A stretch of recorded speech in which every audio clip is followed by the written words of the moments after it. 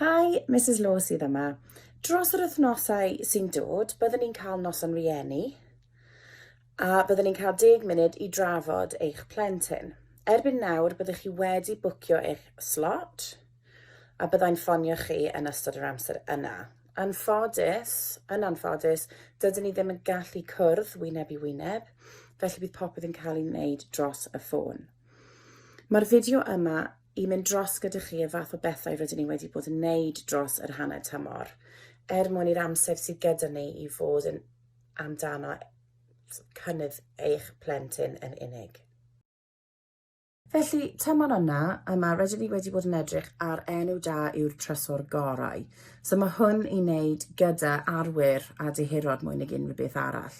Sut mae person yn gallu bod yn arwr, pa fath o bethau gallen nhw wneud mwyn fod yn arwr i rywun neu rhywbeth.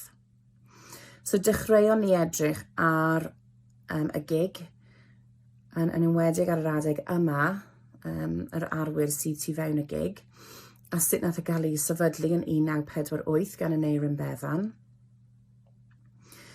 A tu fewn y gig wedyn, wnaethon ni edrych ar y wahanol swyddi sydd mewn y gig, a chymharu nhw gyda'n gilydd y sgiliau i weld os a ffaith bod yr un fath o sgiliau sydd angen ar gyfer pob swydd.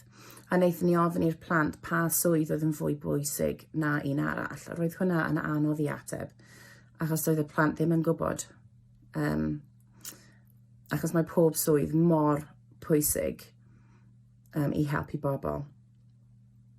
Ar ôl hyn, cafodd y plant llythyr o nyrs sy'n weithio i'r gig yn gofyn, mae hi'n cael trafferth yn cysgu yn ystod y dydd, a oedd hi'n gofyn beth oedd y peth gorau i roi dros y ffenestri i stopio'r golau i ddod mewn. So roedd hwn yn cyfle i'r plant i defnyddio wahanol deunydd i ffeindio mas beth oedd yn tryloyw, tryleu a di-draidd. A wedyn, ysgrifennu llythyr yn ôl ati i ddweud pa fath o deunydd sydd angen i defnyddio. Ar hyn o bryd rydyn ni'n edrych ar sgerbwd, ac yn specific rydyn ni'n edrych ar y penglog, yr asennau, asgwrn a'r asgwrn cefn i weld beth yw swydd nhw, beth yw pwrpas nhw. A rydyn ni wedi bod yn edrych ar stori Wendy Wlanog i wneud gyda Dafad sy'n cerdded lan mynydd i weld blodau sy'n prin, ond ar y ffordd mae hi'n addamwain yn dinistrio'r blodau yma, fel bod dim ond un ar ôl erbyn y diwedd. Mae hwn wedi helpu'r plant i weld sut gallwch chi fod yn arwr i'r byd mwy neu unrhyw beth. Wnaethon ni wneud lot o hwn yn flwyddyn 3, so nhw wedi defnyddio beth wnaethon ni dysgu fyna mwyn tynnu gwybodaeth a creu fideo ar gyfer dangos i pobl arall sut i fod yn arwr o hwn hefyd. Ni hefyd ar hyn o bryd yn edrych ar The Day the Crayons Quit yn Saesneg, so byddwn ni'n edrych ar yr enw sydd gan Duncan, os oedd yn enw da neu na, gyda'r crayons, a sut gallwn ni newid mae Duncan wedi gwneud rhywbeth yn anghywir i'r crayons, maen nhw'n teimlo, a sut gallai gwneud y sefyllfa yn well. Byddwn ni yn y dyfodol, yn yr wythnosau sy'n dod, byddwn ni'n edrych ar y 5 synwyr sydd yn eich corff.